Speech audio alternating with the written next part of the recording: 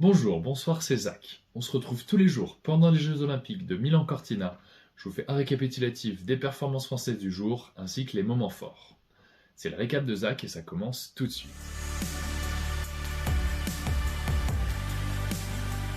Hier, c'était le deuxième jour de compétition pour nos Français. Encore une journée assez peu chargée, contrairement à la journée d'aujourd'hui qui va être très chargée avec notamment 4 chances de médaille pour notre équipe de France.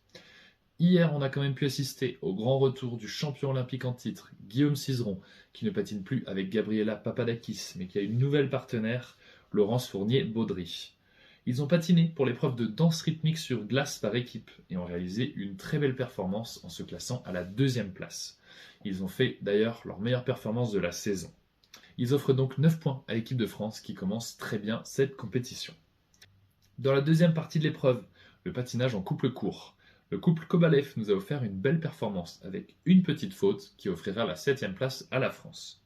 Et pour finir, pour cette journée, Laurine Schild a patiné pour l'épreuve individuelle féminine. Elle réalisera un sans faute qui la classe 7e de l'épreuve. Pour se qualifier, la France doit se trouver dans les 5 premières positions. Elle se trouve actuellement en 6e position. Alors, on suivra à partir de 19h45 aujourd'hui la performance individuelle de Kevin Emos pour espérer se qualifier. On a pu aussi suivre la suite de l'épopée de nos hockeyeuses françaises.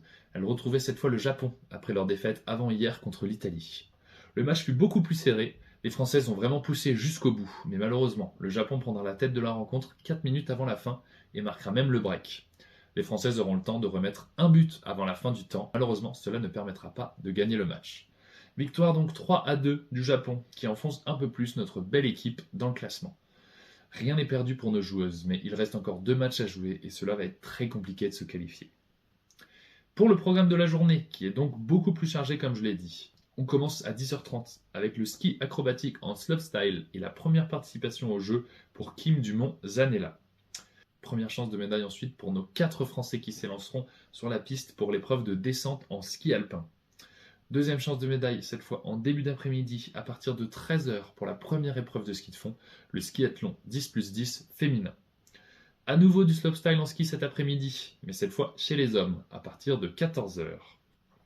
Par la suite, une nouvelle chance de médaille à 16h avec le 3000 m féminin en patinage de vitesse. On suivra ensuite le premier saut à ski avec la première manche du tremplin normal à 18h45 et la finale si nos Françaises se qualifient à partir de 20h.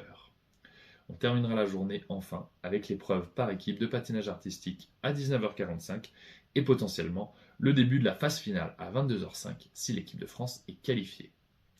Voilà, c'est fini pour le récap d'aujourd'hui et on se retrouve demain pour un récap beaucoup plus chargé.